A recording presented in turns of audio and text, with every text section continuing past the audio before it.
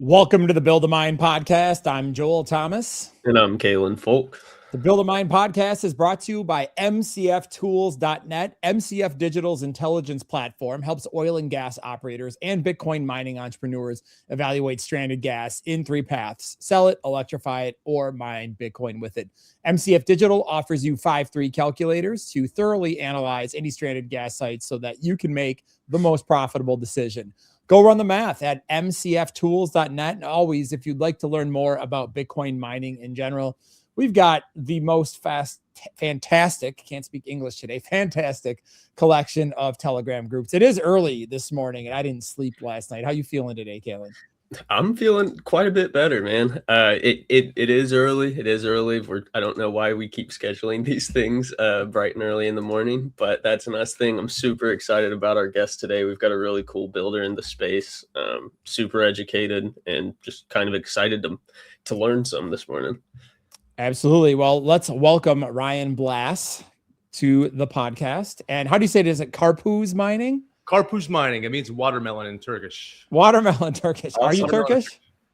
What's that? Are you Turkish? Yeah, we're Turkish and German. That makes sense. Okay. I like, do you know what a Dana kebab is?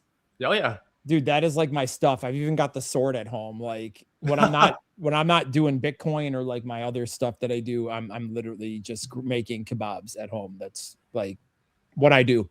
Very good. I've been very close to Turkey, but I've never been there. So anyways, give us a little bit of your background before we turn this into an episode about kebabs. Tell us about your background, how you got into Bitcoin and all of that stuff. And yeah, for sure. So I really got into Bitcoin probably back in 2016 and just thought it was really cool. I just had this insane fascination with, they called it the magical internet money. And that kind of developed into this fascination for, trading and all that stuff. And I kind of got into that side. But the entry point was really from the fact that it was this exciting new way to transfer money. So, a lot of people got into this because it was already at this stage where people could get into the trading volatility and make a ton of money. But for me, it was the thought of replacing Western Union, because traditionally, if we wanted to send money back to Turkey, for instance, you'd go down to the grocery store, you'd stand in line at Western Union, you have to fill out this stuff, and there was always issues. There was issues on the front end, there was issues on the receiving end. And so when I heard about this thing that I could essentially, with my phone or computer, I could send money over, and I can do that without any intermediary. It's just from me to someone else, and I can do that very quickly. I was like, this is awesome, and this is going to be revolutionary. And it kind of took me down this path. And it's been I've been involved in various aspects of Bitcoin along the way. And as far as the mining stuff goes, that didn't happen until later on. And so once I had my daughters a couple of years ago, I had all these hobbies before. So I was paragliding and riding jet skis to like little islands around the area where we live and all that stuff. And then I suddenly found myself with so much time at home, wanting to be a good family man. And I really started to think, okay, now I want to get into mining. Like I've got all this time at home. I want to find something that I can do and kind of sink my teeth into. And I started very small. I got some BitAxe devices, NerdQX++, stuff like that. And it absolutely took off. I got involved with the community, started learning all this stuff, started getting connected with the guys who are developing this stuff, the manufacturers, the resellers. And it just has kind of spiraled into this huge thing that now I'm doing all kinds of stuff. So a lot of fun. Long intro, but it's been a long journey. No, I mean, I think we're all kind of the same. Like once the Bitcoin hook catches you, like if you get it and like really understand it and you put your proof of work in, for lack of a better joke, early in this fine morning, once you put your proof of work into Bitcoin, you don't just get into it, you get into it. And I mean, eventually I think if you're into Bitcoin, you start getting curious about mining. And that's how I got into it, and just as well, right? I mean, I don't build like you do, but I'll probably get there, especially after hosting this podcast. It's so crazy how many people are doing this, and just it's so interesting. So tell us about Karpuz mining. Like how did that come about?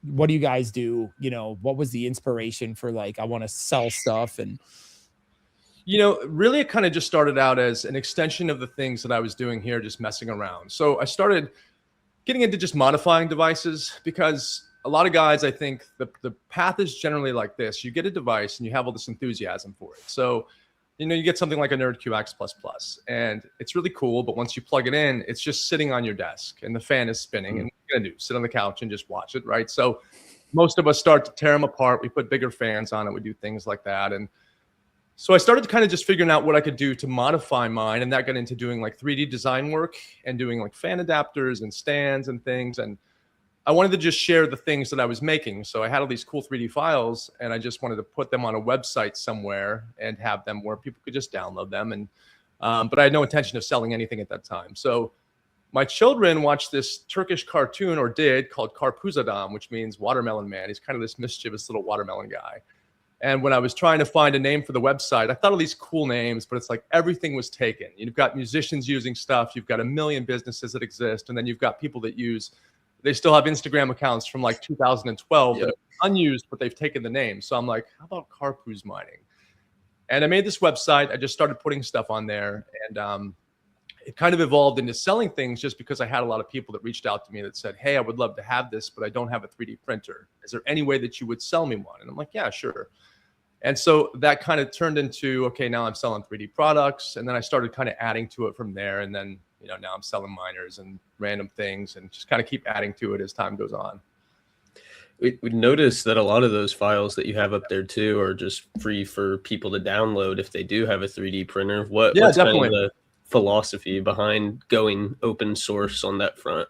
Absolutely. Yeah. And I wanted to make a contribution that way. And, a lot of the stuff that we do, I try to make it available to people for free. And that's, there's so many people that are contributing so much to the community. And you've got people that are contributing far more than plastic stands and adapters, right? I mean, some very intelligent people that could be, on the top teams in SpaceX and places like that. And they're dedicating their time and their talent to this stuff. And so it's a small contribution, but I wanted to contribute nonetheless. So that was important. For sure. And I know you said originally you got in the 2016 era, but what year did you start getting into the home mining space? Started getting the mining stuff, I guess that would have been probably 2024. I got really into it. I'd kind of on and off just interested in it and learning about it over the years. But I got my first miner a couple of years ago, and I've just been doing it like every single day since. So there's been a lot of innovation over the last couple of years. Has it kind of been what's your experience in that sense of seeing how fast it's growing, like going from the just regular bit axes getting about a terahash to now you're seeing like home hydro miners plugged into 120 volt getting 13 terahash for it's wild. It's incredible to see like the latest generation of the BM1373 devices that have the S23 chips. And it's amazing because it's kind of on two fronts, right? So the devices and the things that we use are starting to get much better, but the community is growing alongside it. And so, as the people who join into this stuff as hobbyists, you also have people joining into this as contributors. And so it's been this just rapid progression that continues to gain momentum. And it's like every time I turn around, there's something new that's coming. It's probably on a monthly basis. I feel like the way that we do things starts to change.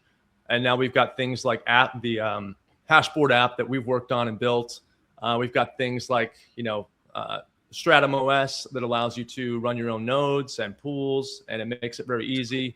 And there's just all these things that continue to get added to the mix that just make it easier. They make it more fun, and they make it more accessible, which is awesome.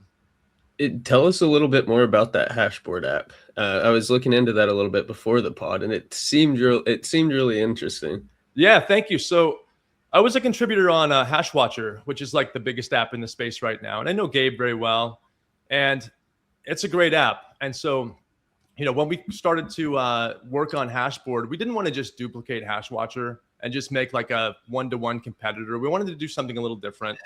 And I think, again, Hashwatcher is great, not downplaying that at all, but there were things that we wanted to do that were just different. And I also wanted to have full creative control. So that was huge, wanting to have something of my own. And the biggest thing we wanted to do there was a couple things. Number one, we wanted to put a lot of emphasis on a customizable, the totally customizable app. So while it's our app, users can take it and they can very much make it their own. So we have things like on the dashboard, you can add tons of data. You can remove that data. You can drag and drop it however you want. And, that's for covering pretty much everyone, from the data nerds like me. Like, I want all the data. The more data, the better. Give it to me. And, I want it all in certain areas and all that stuff. But for a lot of people, especially the guys that are brand new to the space, it's very overwhelming because they're looking at all this stuff. It's way too much. They just want to see their hash rate. They want to see their miners that are online. And so it allows them to add the things that they want right now. And as they learn more about the space and as they grow their knowledge, they can start to continue adding in that stuff, and they can make it more, like an advanced app as they go along. And so it's very well suited to anybody, regardless of where they are in their mining journey. And that was really important to us. And then, from there, we wanted to take things and do just different things with the data. So Eric Mitchell, my business partner, who I would have loved to have on here today, but I think he's still sleeping. He came up with the idea to incorporate Matter smart plugs. And so a lot of people don't realize this, but if you go on your Axdash and you look at things like your efficiency, this is only a guesstimate. It's doing its best, it's taking its best guess in terms of, what your device's efficiency is. And that also translates into things like the cost to run those devices. And so we thought, if we were able to incorporate, or Eric thought, if we were able to incorporate these smart plugs, we'll know almost exactly what the efficiency is of these devices. And it got really interesting because when we did the testing, we saw these discrepancies. So we saw some devices that were reporting that were, saying they were much more efficient than they actually were. We saw other devices that were underreporting, and we saw just all over the place. It was kind of like, it was very inaccurate. And so being able to see finally, it's like, okay, now I know exactly how much is pulling from the wall. And we took that a step further with things like automation. You can add ambient temperature sensors. And so based on the ambient temperature, if you've got devices out in the garage, it will automatically adjust settings on your device and your fan speeds and things like that. So it's running on optimal settings all the time. And so it's kind of this like next gen advanced level of managing your devices and monitoring everything that's going on. And so it's just something we've had a lot of fun with. We've totally nerded out on this stuff. Again, I'm a huge data nerd and I want to know everything that's going on. And it's just been a really cool way to achieve that. So is that in your background? Meaning, did you do any like data science or programming or engineering or anything like that? Yeah, so I've been a developer. That's my career. I've been a developer. So I got into it when I was about 13. So for most of my life, it's been my job. Eric Mitchell, he is a developer as well, but he's like a league above me. The guy's just a total brainiac. And he just has like, I'll have an idea or I'll come up with something. And it's funny because he's like nocturnal and I'm like an early morning guy. And so when we were working on this, it kind of was this thing where I was working on it in the day and then he was working on it all night. And so it was like this overlap, but 24 hours a day, we were banging this thing out. And so in a really short time, we created this app and it had like no bugs. It was perfect. And, I would pass something off to Eric and say, okay, I got this idea. Here's what I've been working on. And then I'd wake up in the morning at 6 a.m. and he's like, I've been up all night. You got to see what I've done. And he's taking it like 10 steps further and all this stuff. And I'm like, oh my gosh. And it's just been this really cool thing to work on with him. He's awesome. He's a really good friend of mine. And we've just had a ton of fun. We just like get on calls for 3 hours, just kicking ideas back and forth. And, this collaboration Hashboard is kind of the first manifestation of that. And it's one of like several things that we want to get on. We just don't have like enough time in the day. We need like 100 hours in a day to even scratch the surface on all the stuff we want to accomplish. Have you guys been using Claude at all? And has that sped up your programming in like development speed? So there's a lot of things that we can do now. We're trying not to like vibe code the things. We want to do it as much, ourselves as we can. We still believe in like, being involved with it, but there's so many things that are cool about you can take things like Claude and ChatGPT and you can run things through it and kind of form this consensus. And it just makes things like testing, running through and checking for bugs and all that. It just expedites that because it's kind of like you've got this low level developer that works for free that'll hang out with you that you can pitch stuff over to all the time. That kind of takes the tedium out of some of it. And so, again, while we haven't done the whole thing in AI, it's certainly accelerated the process and it's made things that would otherwise take me time to just go through and sort through or try to find within the code. It's made that so much faster for us. It's definitely been a game changer. Like the business, the company that I own. I'm not a dev and that's not my background at all, but I do have weekly meetings where we talk to these guys and it seems like, oh, we want an app or we want this, or we need better analytics. And it's like something that, oh, it's going to take 3 months and now it's done in like 2 weeks. Yeah. And, obviously there's a lot of effort is put into, from my understanding, like cleaning up parameter slop and, things like this and like what's an acceptable tolerance of, but it seems to have sped things up because again, for 3 years we wanted an app in the app store, and it literally took like, you know, everybody was quoting us like, oh, $20,000, $30,000. And we're like, the juice probably isn't worth the squeeze. And then it was just like, hey, we made an app this weekend and it works. And then it took 2 weeks to make it, and then it was done. And it was like, wow, this is awesome. So it's interesting to see how people are using those types of tools. And it's awesome. And it's really cool too, because like I'm working on a video right now where I'm hacking the Touch Turbo, and I'm doing it in a way like, okay, I'm a developer, but I'm kind of trying to go through the process as if I have no knowledge whatsoever. And I'm going to have AI tools basically do all the work for me. And I'm trying to demonstrate, you know, with these open source devices, guys see that and it's like, yeah, open source, that sounds good. But if you don't know what to do with it, you don't know how to look through the code, it's meaningless in some ways, obviously. So I'm trying to find ways for people to really appreciate it and understand it and use it to make these devices their own. And it's amazing, like just playing around preliminarily with the Touch Turbo, like you can modify the screens, you can do all this stuff. And it's like, it takes no knowledge whatsoever. And to see how much better this stuff has gotten, because I tried to build like a trading bot probably 1.5 years ago with ChatGPT. And it was like, it was okay, like, but it would just do things where it would hallucinate and it would forget what we were talking about. And then would like just completely screw things up. And now it seems like as I've played around with it lately, it's just gotten so much better. And it allows people that, you know, have no knowledge whatsoever. If they have an idea for something, a game, an app, if they want to screw around with their miners, now it's opened up all these doors. And I think that's just going to continue the progression of stuff, because it will continue to get better. And it will allow people, again, with no dev experience whatsoever, to rewrite firmware if they just have an idea about something that should be better. So it's really cool. I don't want to go off topic, but yeah. What do you think about like the AI doomers that are just like, dude, in 3 years, no one's going to have a job, and there's going to be no programmers left, and know this and know that. And anyway, you know, what do you think about all that stuff? Because obviously being a dev and living in that world, I feel like you've got a better handle on this than most people who are just like a VC tech firm putting out a press release. Yeah. So it's wild because I've seen it hit me like incredibly hard as far as, you know, I had a lot of my business was web design and things like that. And the things that traditionally people would pay me quite a bit of money for in the web space, there are AI tools to do this stuff now. And so seeing now that companies are able to do a lot of this on their own, and now there are AI-based tools that companies can use that are a couple of $100 that are substantially cheaper than paying me $10,000 to do it, as a for instance. And so as I started to see some of that stuff, I got fearful in the way that like, oh my gosh, what's going to happen to me? Because I know a lot of friends of mine who are in the graphic design space, as a for instance, where they were making a ton of money because they're very talented, banging out all kinds of logos for new businesses. But all of a sudden now somebody can get on ChatGPT and put a couple of image elements in there and say, I want something that looks kind of like this, generate 100 examples for me.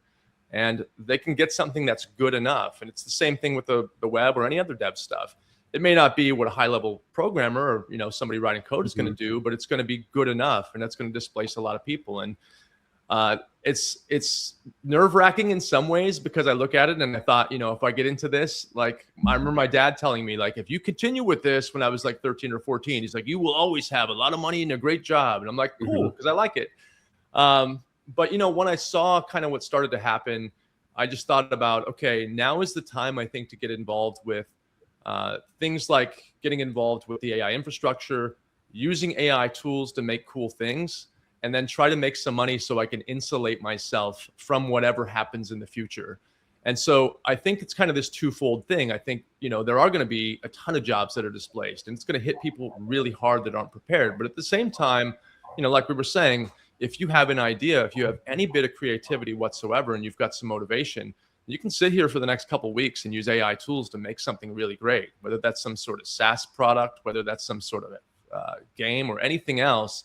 And so it's kind of this race against the clock. It's like, let's use it to help us get ahead before it takes us all out. So, but I don't know what's going to happen long term. I mean, obviously it's very weird to think about like mass displacement, like on a large scale. And, you know, they were talking about in 5 years, 50% of everybody, you know, losing their jobs and things like that. And so it's like, well, what happens even if I do okay and I'm able to create some cool things and financially get ahead and stack Bitcoin and all that stuff? What happens to everybody else? Am I going to have like to build a fortress around my house because I have tons of hungry people coming and beating down my door trying to take my beans? You know what I mean? And so it's a little sobering when you really think about it. I think in any situation, it's like, no matter what it is in life, you have to figure out ways to adapt and overcome. And that's kind of the name of the game, because life's going to hit a lot of people really fast, I think. And you have to be prepared for what's going to happen, because life will change. Everything about life as we know it, I think, will be drastically different in 5 years. Yeah, it's wild to think about, kind of depressing and in some ways exciting. It's Sure. like, it's a weird mixed bag of emotions. It's one of those things where, like, being a Bitcoin maxi dork, another thing to just bring me back to Bitcoin, because I'm like, okay, well, what if the government does UBI, and how much would that cost? And like, and then you start running numbers, and you're like, oh my God, like there's no way they can do that. It's like they would have trillions, and I mean, I guess they already do, but and I'm sitting here, I'm like, all right, well, what does that mean for Bitcoiners? I mean, that gets kind of crazy, but it's like anyways, without getting into like a sovereignty rabbit hole. Let's head back to the mining world for a bit here. So how do you, since you're selling stuff, like how do you source and vet parts that you sell? What should people look for or avoid when buying home mining gear? There's so much stuff out there. We've had quite a few home miners on, just to expand on that. And it sounds like there's such a wide range of stuff, from really high quality to things that are outright scams and everything in between. So you have a lot of experience in this world. What do you think? Well, I think it's all about the vendors. And so I think there are so many places now that you can go, whether that's Reddit or Facebook or X, and you can just ask, like, who are the good vendors? Who are the people that are reputable? Who are the guys that are actually building things and contributing to the space, versus the folks that are, I'm not going to name any names, but like just drop shipping the cheapest, like AliExpress junk, and they're charging double the price for it. There's a ton of those now. You have all these people that have gotten into this and just saw like dollar signs and thought like, hey, I'm just going to pop open a Shopify and make a bunch of money selling bid axes and all that stuff. But it is pretty easy. Again, it doesn't take much research to just get on and say, who is a reputable seller? Who should I buy from? And you'll get a lot of input in about 2 seconds. But there are some great companies out there. Some of my favorites are, companies like Tiny Chip Hub, I love. IXTech, I love. Gecko Science, I love. These are all guys that are actually they're building things. They're contributing to the space, and they're making great products. I think it's tricky, because with the open source stuff, anybody can take it and run with it. And there's this idea that, like, every bid axe is a bid axe. That, like, you can buy an iPhone from a million different places, Best Buy or the AT&T store or whatever. You're going to get the same iPhone. But with the bid axe, it's totally different, because there are various degrees of chips. There are various degrees of components.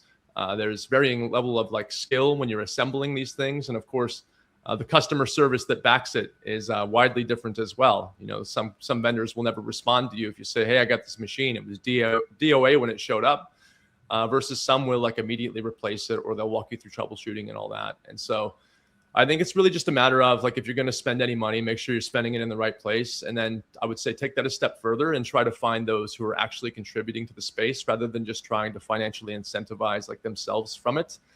And, so a lot of great things behind it. Yeah, there's a lot of very ethical, like a lot of great contributors. And I think it's just one of those things, just be cautious of where you're spending your money, because like anything, your dollars are how you vote. And if you're spending those dollars to support good companies, there will be a continuation of good things coming into the space, like, IXTech and their contribution of their cool devices and all that stuff. So we've had both IXTech and Gecko Science on in the past. Great people to talk to, and they do build some incredible things. And you touched on the fact that, like, these people are building open source products a lot of the time that can be taken from them. They can run with it, and it is contributing to try and increase and speed up innovation. But talking to Gecko Science, they made a really good point there. It's like, well, we're putting in all of this work, and we've got mouths to feed, in the sense of, like, there's a lot of people working on this project. So I know some of their stuff is not open sourced, which they get a decent amount of pushback for, which I think is quite, like, really unwarranted. Because it's just because you're in the home mining space doesn't mean you have to give away your IP for free. I think if you want to come in and build something, then you should be able to come in and build a product, stand behind it, be proud of it, and be like, no, this is my thing. This gets really complicated. And I think it's kind of important to touch on too, because the whole open source versus closed source thing has become like a marketing gimmick in some ways. And I'm not knocking open source. I absolutely love open source. But there's a lot of guys, and again, I'm not going to name any names here because I'm not trying to bash anybody, but there's a lot of people that are basically saying open source is good and, closed source is bad, but open source is only good if you buy it from certain people. So come and buy it from us. And it's far more nuanced than that, right? Because I look at it from the standpoint of like our app that we made. If we were to open source that, which I would love to do, our competitors would take all the stuff that we came up with overnight. They would figure out very complicated things that we figured out. They would take it and run with it. And then they would use their much larger audience to just railroad us. We would never get anywhere. And so I understand why certain things are closed source. Now, on the other side of that, if you develop a product and you open source it, and I decide I'm going to take your work, I'm going to modify it or tweak it a little bit, but then I'm going to close it off, that's not fair. Things that start out as open source should remain open source. However, if you decide you're going to make something and you're not going to open source it because you got to feed your family, you don't want it to end up on AliExpress and have 1 million copies of it overnight, you got to protect some of that work. And so I think it really just depends on where it originates from. I have no problem with closed source stuff as long as it's started out that way and wasn't something open to begin with. And, there's a lot of different devices. Canon devices I love. Those things are all closed source for the most part. They're kind of trying to start to open that a little bit. Really? But they've got limitations based on the chip manufacturers. Even if they wanted to open source it, they wouldn't be able to. There are certain limits there. But I think they've expressed sort of an interest. We'll see if they go on to do that. I'm not really sure if they will. But again, I have no problem with that because I've seen this just proliferation of things on AliExpress. And if I developed a product right now, again, I would love to open source it, but I'd probably for a while keep it closed just so I could maintain the control of it and not have a bunch of copies. That was what happened with Tiny Chip Hub. They developed the Super Hex and they kept it open. And not only did they have people copying it, but they had people copying it and putting their name on it. And so there were these bad clones of this thing. And people were reaching out to Tiny Chip Hub and emailing them saying, I got this piece of junk device. The thing melted. It caught my desk on fire, whatever the case. And they're like, we didn't even make that thing. And so they go on to make the Zyber and they got a lot of flack for this, but they closed source it. And it's like, well, the reason for that is they didn't want to repeat the whole Super Hex thing. And so, again, it's very complicated. I think it's just a matter of, again, looking into and seeing what the origination was. Is there some sort of open source license that's being violated here? If not, it's fine. But if so, it's problematic. Doesn't the BitX have some, I guess you just kind of like the open source license behind it where you have like any modifications made to like a standard BitX has to be made open source? Yes. In quotation mark. Okay. Yep. It has, I'm not familiar with it, but has there been anybody in the past, we don't have to name drop or anything, but just any stories that you know of people who have tried to close source BitX and then they've gotten like genuine pushback for kind of kicked out of the community in a sense? All the time. Yeah, there are several. And you see it on X a lot. There are a couple of new products that are coming out where it's like they've taken things like ESP Miner and AxOS. They have modified it slightly, but they've closed it. And it gets a lot of pushback, especially from the guys that developed those firmware and things like that, because it's essentially stealing somebody's work, not really having the permission, and then using it in a way that violates the license.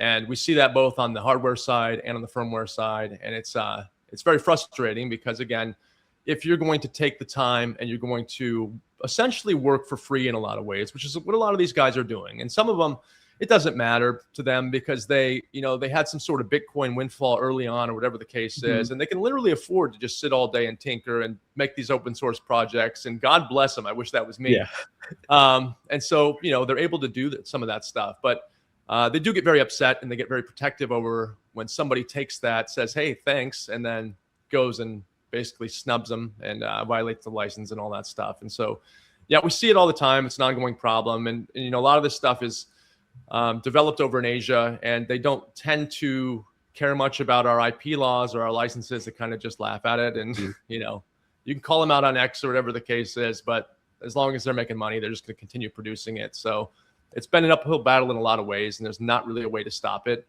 And seeing this, I think, is why guys like Echo Science are like, we're just going to keep our stuff closed because we see the mess that it can turn into. So, yeah, it's interesting how, in any market, you're going to have ethical and unethical actors. And it's like, I think a lot of people want to be ethical actors, but the unethical actors. You know, you could have like, it's like if you take a sample size of a population, you know, how many people are criminals? Well, very, very small percentage, but the damage that a criminal or a set of criminals can do, you know, especially with media amplification, can really, really disproportionately disrupt things. So it's like, you know, even one or two really bad actors in a space can just make everything in the space less positive. And I don't know what I'm saying really, other than it's unfortunate that there are people out there that do stuff like that. You know, it really is. I mean, think about how many robo scam calls, or, you know, you get. I mean, I'll give you an example. I bought a gaming PC the other day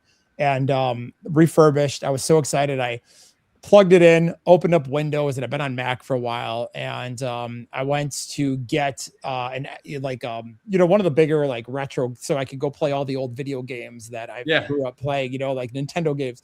And I installed the RetroArch thing, and I, you know, right on their page there was an ad, and I was just in a hurry, and I was on the way out the door, and I accidentally clicked on the wrong thing, and I didn't read anything, my bad, and I got some virus that just plastered the whole computer. And I was like, unbelievable, brand new build, and the first thing I do, I can't even get off the screen. I can't alt control delete. I had to safe mode, wipe the whole computer and restart. I was so pissed at myself for making such a dumb idiot noob mistake. And I'm just thinking, like, you know, why don't they go after people like that make that crap? Like, you know, it's like there's a trail there. Obviously you have to pay them, and there's payment processing. And, you know, I've done work in the dietary supplement industry. So I've seen like black hat, gray hat, and white hat marketing, and just like the crazy stuff that goes on. And I think, you know, somebody could track that and go find that person most likely doing that, and go after them. Like, why don't they go after that stuff? I don't know. You know, I mean, maybe it's hard to prosecute somebody who's in China if you're in the United States, but that's the thing. Yeah, it's tough, and it's crazy too. I mean, and the more the space grows, the more attention it attracts from both the good and the bad people. Right. And so it's just tough to keep out the scammers. It's always this ongoing thing, and it just gets very tough to police. And so it just seems to continue happening. But what do you do? It's just the way it goes, I guess. Getting back a little bit to your past and the dev space, how have you liked getting into some of the more hardware stuff? I know we're talking about the 3D printed fan housing units and whatnot, but how has it been going in kind of changing your field a little bit? It's cool. I just love messing with stuff like this. And so, you know, I started, like, I used to build motorcycle engines. Then I built these. I got into this like powered paragliding. It was like one of my huge passions. Where, have you ever seen this? It's like this. Looks like a lawnmower engine on your back with a big propeller. And you got a paraglider overhead. And like here in Florida, for instance, we don't have any mountains to jump off with the paraglider. And so, you know, you got this engine instead that propels you. And so same with that stuff. I got really into just building those engines and tearing those things apart. And this kind of combines this cool thing, because I've always been a computer nerd. Like, I was like, you know, just super fascinated with computers ever since I was a kid. And so this kind of combines this like love for that stuff and the code side of things and the software, but it's also this physical thing that I can take apart and tweak and modify and mess with and increase the performance of, much like a motorcycle engine and all that. And so being able to have this ability to influence it, I think, is really cool. But, you know, in addition to, like, we can just create things now. I think that's one of the coolest things. Like, if I come up with some idea, I can sit here and spend a day and I can like print it out of thin air. And that's like just the coolest thing in the world to me. If I would have known when I was a kid that I'd have this magic box that will just like print anything I can possibly come up with, I would have just been blown away. You can't even fathom something like that back then. And so to have the ability to do that, and same thing with like doing this hacking of the Touch Turbo with ChatGPT, like the thought of being able to just do all this stuff with like practically no knowledge whatsoever, I think it's just the coolest thing in the entire world. And that's why so many people are so into this.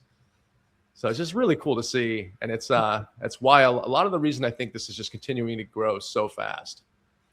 So I'm still a little shocked on what you said about the paragliding thing. You were really strapping one of the fans to your back and getting up there and flying it?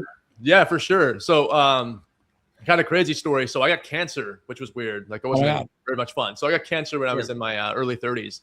And it was a really weird thing. Like, I had like lymph node cancer. Like, I ended up having to have lymph nodes removed and all that stuff. And I survived and made it through that. But after that, experience, like I went nuts. I had all these things that I wanted to do, and I was like constantly fearful that I was going to get cancer again, and that like at any time, because I was an otherwise really healthy guy. I was like running and eating well and all this stuff, and like I was pretty young, and I thought like that's something that happens to old people and people that smoke cigarettes and whatever else. So so even after I was like deemed like cancer free, I just had this like gnawing feeling that like at any time it's just going to come back, and what if they don't catch it right away and all this other stuff. And so I just started doing this crazy shit that I had always wanted to do. And I got this thing, and like, this is probably ridiculous, but like I got no training or anything. Like I just like went out and I learned how to kite the paraglider, which is standing on the ground and just learning how to like get the thing overhead and really control it. And I did that for like days and days and days until I felt really comfortable. And then I strapped this engine to my back and just went for it. And then like I'm like 500 feet up in the air. I watched these videos of me doing this, and like I can't believe that I like just went for it like that. And it was just driven by this just insane, like I got to live life to the fullest now because you never know how many days you got left. And just seeing like that I was insane enough to go for it and pull it off. And then of course I learned how to do it and like got better at it over time to where it became much safer. But it was this crazy thing, and it like really kind of shaped who I became as a person, as far as like living my dreams now and doing the things I want to do now and trying to have an impact on the world now and all that stuff. And so it was like this really weird thing that like sucked at the time, but it was the best thing that ever happened to me, because it completely changed like how I interact with people and how I deal with like situations that arise. Like it takes a lot to get me like riled up now. Like I don't get like pissed off if I'm like, I got stuck in a red light, oh no, or I got a flat tire, this has ruined my whole week. Like I don't care about stuff like that. And so it was great, but yeah, it definitely was a lot of fun doing the paragliding stuff. And it was like just this like total dream come true to fly around in the air like a bird. And it was awesome, man. I love it. It's cool. That's wild. Like I've seen people do that when I was in Germany back in like 2012. You know, you go into the mountains and you're watching people just jump off the side of a thing with a little, you know, piece of plastic and a wing. And I'm just like, I don't know. I have a fear of heights. So, cause I've fallen a few times from high places, like a ski lift. And when I was a kid, so, man, that just brings terror into my eyes, just watching somebody do that. So it's not bad, you know, cause when you give it gas, you ascend. And then when you let off the gas, you descend, but it's a very slow process. And these things move very slow too. They only top out at like 30 miles an hour. So you kind of gently leave the ground. And then when you like, if you start to get nervous, like you just notice that as soon as you let off the gas, you're just like gently gliding back down. And so you do that repeatedly and you start to like, okay. And then you go a little higher and a little higher. But I'm like fearful of heights as well. I took my daughter to a water park, and we're up on the top of this water slide, and there's like all these people waiting to go down. And like every time people walk up the stairs, this thing is like moving. I'm like holding my daughter. I'm like white knuckling the rail and all that stuff. I'm like, oh my God, this isn't how I want to go out. Some collapsing water slide. But it's not as bad as you would think. It's not like the base jumping stuff, jumping off the side of a skyscraper or something. I get like sweaty palms watching that stuff. So. Yeah, I'm good. Yeah, probably a little too much for me. I'd imagine there's a lot of relief as soon as you let off that gas and notice that you are, for the first time, you do actually, it's like, I know it's supposed to ascend, but is it actually going to? Yeah, what's kind of funny is like I've got a friend who's a financial advisor, and our kids play soccer, and he you know, he thinks I'm this crazy wild Bitcoiner because, as he puts it, he's like, dude, on a scale of 1 to 10 and our risk tolerance across our clients that we use to rate, you're like a 300. And I'm like, I feel like I'm the most risk adverse person. Like I would never go into a paraglide, you know. So it's funny that I mean, running a business is taking on risk. You know what I mean? So it's like with Bitcoin, you're just like, all right, well, I structurally understand what this is. So I don't really see risk in it. I just see patience and time, and, you know, I see volatility. But I mean, again, it's like if you're in a boat and you're fishing with your kid and it's still, and a big ass speedboat comes and shakes your boat, you know, if you got like a 5-year-old kid in the boat, maybe they'd be crying and being like, oh my God, the boat's going to sink. And you're like, nah, man, this thing is engineered. It can take, you know, 50-foot waves or whatever. I don't know anything about boating, but you know, that's kind of how I see Bitcoin. So I don't know. It's, I could never paraglide. That's crazy to me. That to me is risky. I'm like, oh my God. Bitcoin though, like the more I've gotten into this stuff, the more I've like, my concerns about Bitcoin, like going away or like crashing to zero, have like completely disappeared, because I just know so many people who are so passionate about it.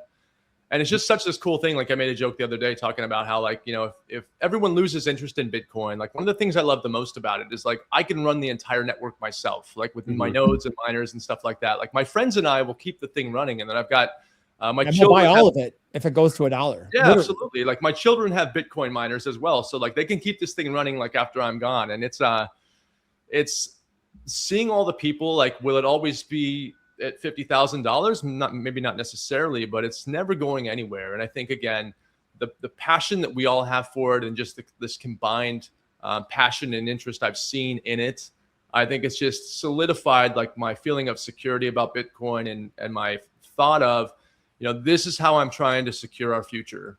I'm not like investing in money market accounts. I'm not buying a bunch of stocks. Like I'm trying to stack Bitcoin. And I look at it like, over the trajectory. I love like the term like zoom out. Like that's a big one because people are like Bitcoin's crashing. When I get into Bitcoin, like I bought this Ledger Nano S, and I remember like I used to carry like Bitcoin around in my pocket. So that was the coolest thing in the world to have like Bitcoins in my pocket. Not that they're actually in the device, but I looked at when I bought that thing the other day because I was curious, and it's like Bitcoin was trading around $700 back then. So then cut to today, people are like Bitcoin's crashing, it's worthless now, and it's like still worth $60,000. Like. And not only that, but it's like it's bounced back 100% of the time that we've had these bull runs. Like not like 50% or 75%, but 100% of the time it's come back and it's ended up going up higher than it was when it dropped. And so it's I feel good about it long term, and I don't feel like it's nearly as risky as other people do. But people have this idea that like they're all going to switch over to something else overnight. Bitcoin's going to disappear. I don't think that's ever going to happen. No, it's already a dominant protocol. I mean, you see this, in economic realities. It's like, again, business.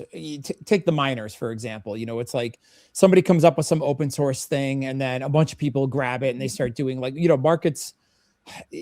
Whether or not you believe in the efficient market hypothesis, there's definitely something to the argument of like a lot of things run pretty efficiently. And if there's like an arbitrage or something happens in business, so like what I'm saying is like once something becomes the dominant thing, it's got a very good chance of just monopolizing it, even if it's not even, it's like you look at like SpaceX. Like how would you and I start a company now that's going to create rockets that's going to compete with that? Like it takes a lot to displace it. Right. We're cooked. So, a lot of people have tried to make a better Bitcoin, right? Better, whatever that means.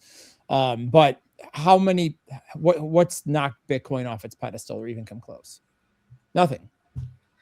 At this point, that's it. Like love it or hate it for people who don't like Bitcoin. It's like, we're here. We're not going anywhere. It's like we're committed to this thing, and we will, some of us will never sell our Bitcoins. We will die with them unless we're giving them to other Bitcoiners in a transaction to just support the network. So one thing that was interesting, I saw you were doing some like hosted mining. You're leasing out your miners and stuff. Talk about that. So like I do a little bit of like, I've got a BitAxe and stuff at home, but I do a lot of hosted mining. And for me, that's probably my favorite business I own because it's literally a spreadsheet, an email, and a bunch of data.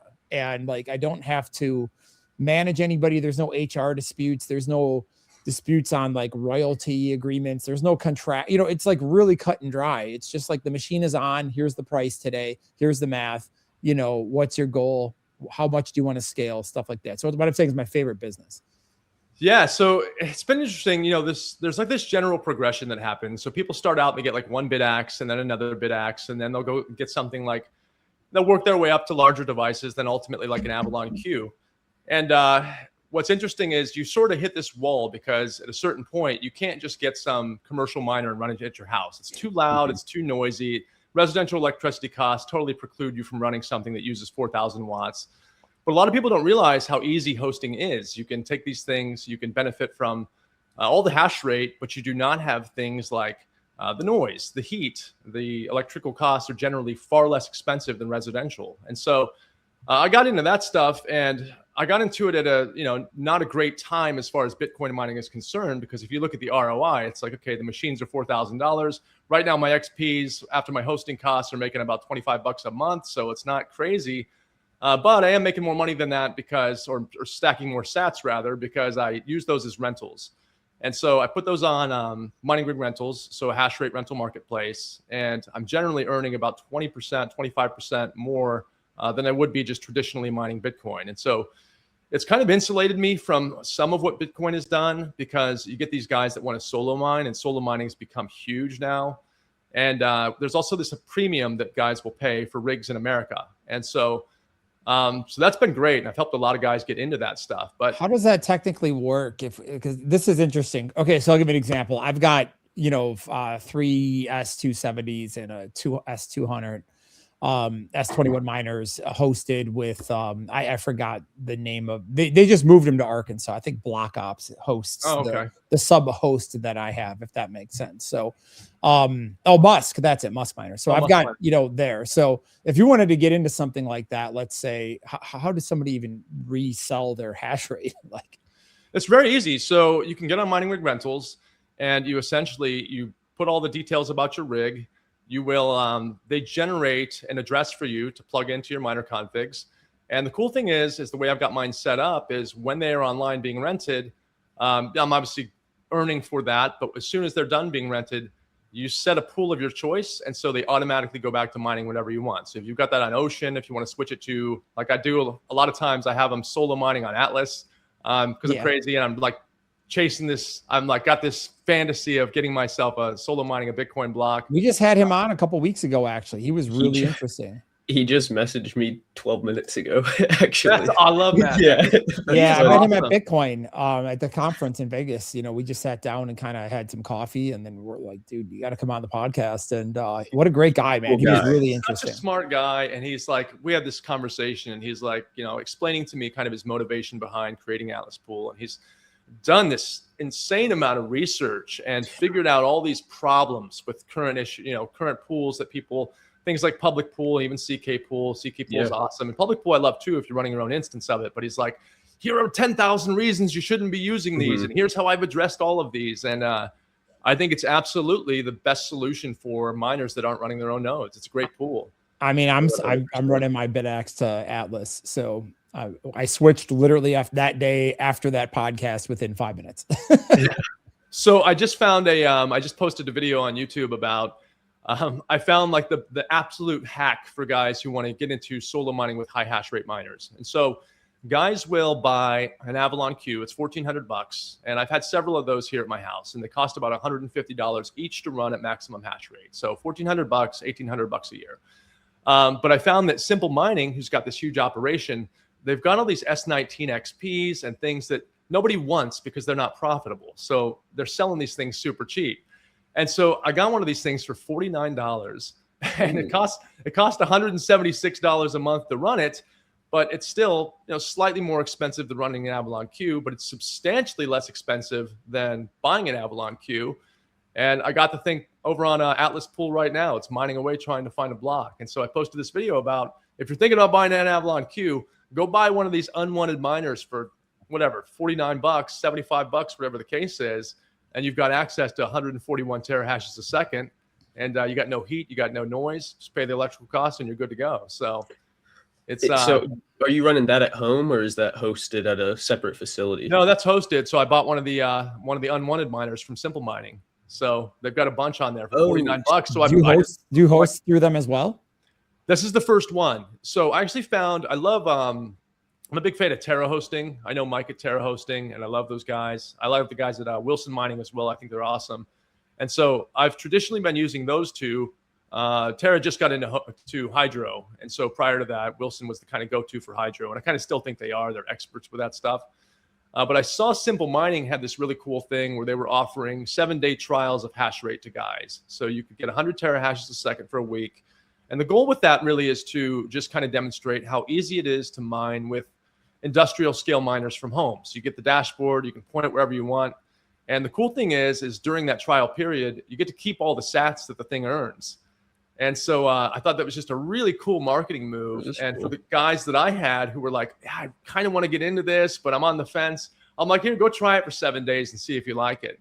And so when I saw that they were doing that, I gave Matt from Simple Mining a call, talked to them and said, hey, I got some guys that are interested in this stuff.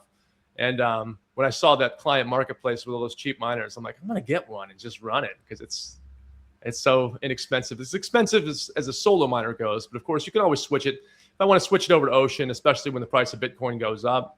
I'm also a big believer in, you know, the sats that I stack today will most likely be worth a lot more in the future. So I'm a huge future fixated. value calculator. Like I will not take on more hash rate than I can comfortably pay out of my pocket for the electrical cost every month. And, Right. you know, obviously there's the price of the machine, but that's what 0% credit card using, you know, fiat debasement and balance transfers are for if you need to spread that out, you know what I mean? Or if you want to take the whole tax liability or, you know, it's just like I have friends that have various businesses and it's like they just go and buy equipment for their business and that they're is a cash producing asset for them and they can remove their tax liability. Well, it's the same thing. I'm like, all right, well, I've got a bunch of taxes I owe. Oh, cool. Well, I can just buy Bitcoin miners and just 0% them and just pay them off as it's comfortable. So I'm with you. Like I don't sell anything to pay. I just literally use it as a stacking mechanism. And I'm just like, I don't care what the price is today.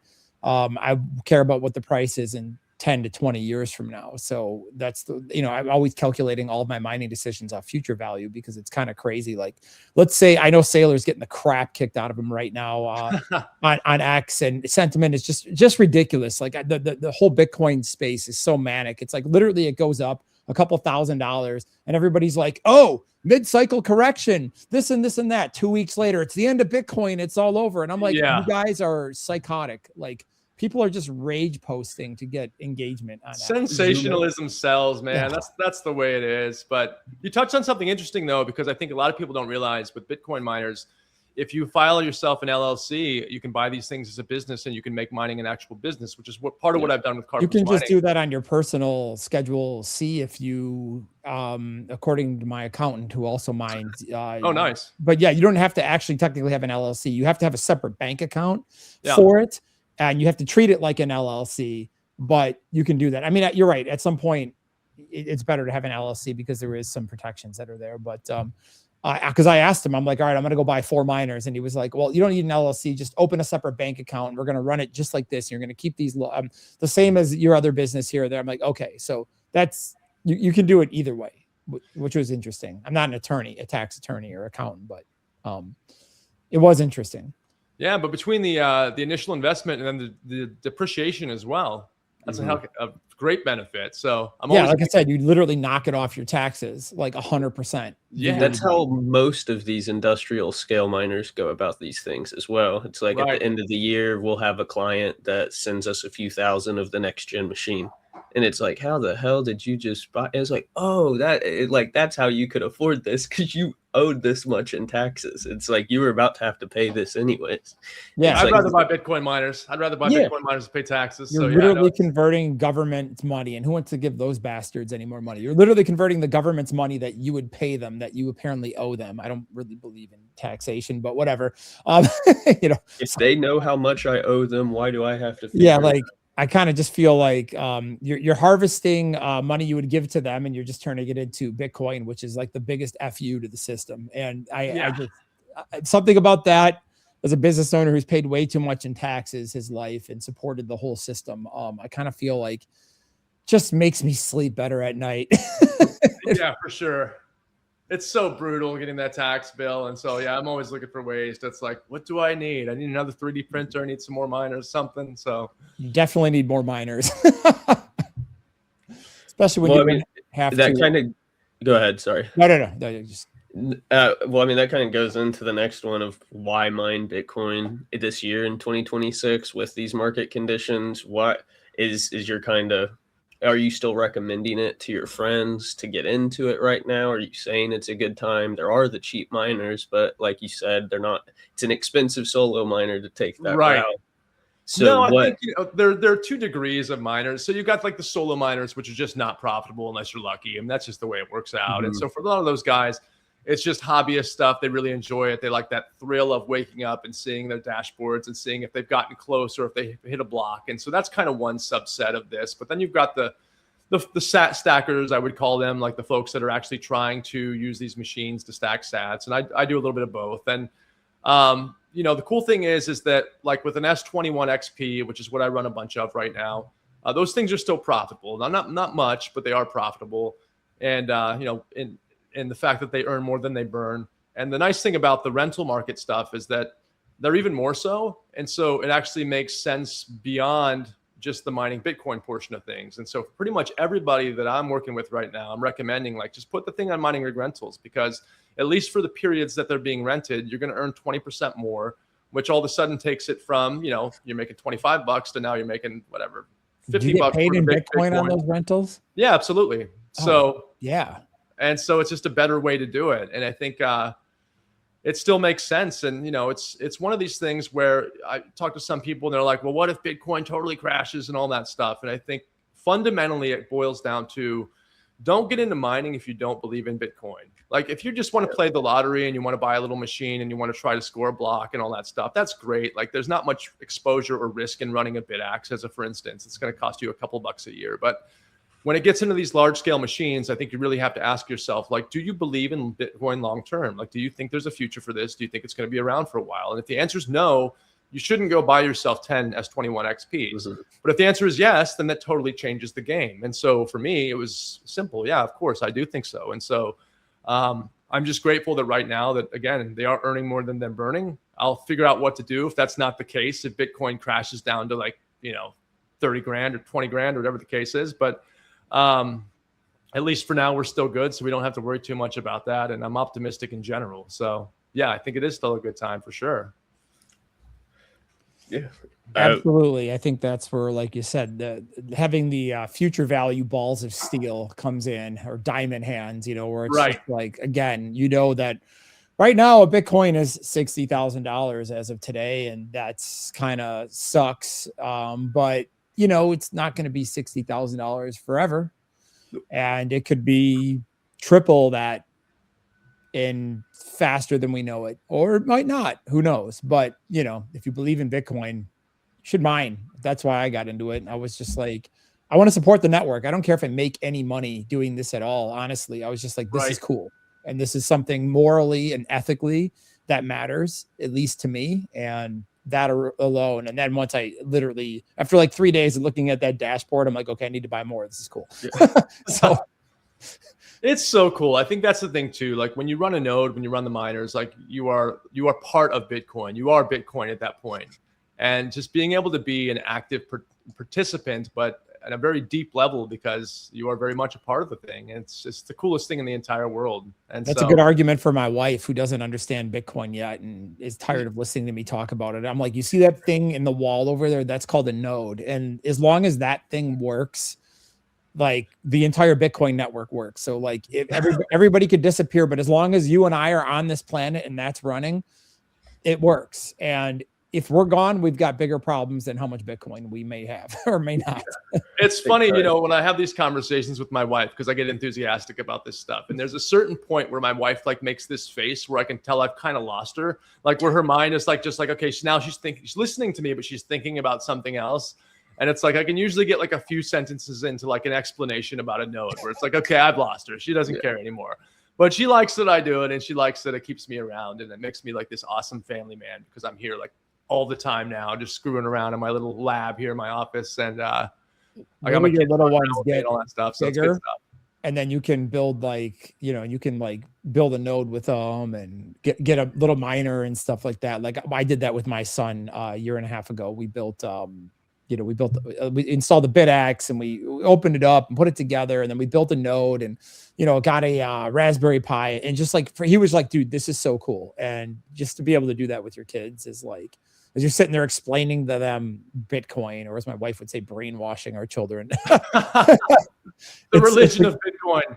It's a good bonding experience. So Ryan, where can people check you out and find your web stuff? Yeah, so I'm at Ryan Bloss on YouTube. Pretty much everywhere else, I am Carpoo's Mining. So X and Reddit and Facebook and all those places. I'm at carpoosmining.com. We also have a company that Eric and I formed called BlockFound. We don't have a good website up for that yet, so we're still working on that. BlockFound will kind of be the parent company that Carpoo's Mining will all of a sudden be under. But that is kind of the vehicle in which we're going to chase all of our dreams. So there were a lot of things that we wanted to work on together, and that's the way we're going to do it. But for now, Carpoo's Mining, that's generally the way to find me. Awesome. And all those links will be down in the description for you guys to go check out. Awesome YouTube channel, man. Tons of information on there for anybody so much. getting into the mining space. It's definitely one you guys will want to check out. But yeah, man, thanks for coming on. We appreciate the conversation. Thank you so much for having me. Super knowledgeable in the industry. So it was fun. I so appreciate the opportunity. Great to connect with you guys. Absolutely. Yeah, and guys, if you guys are still, just one more reminder on the Telegram channels, any other questions that you guys may have, looking to contact, any sort of deals, containers, or if you're just wondering about how to repair your miners, check us out on Telegram. And until the next time, we'll see you later. Peace.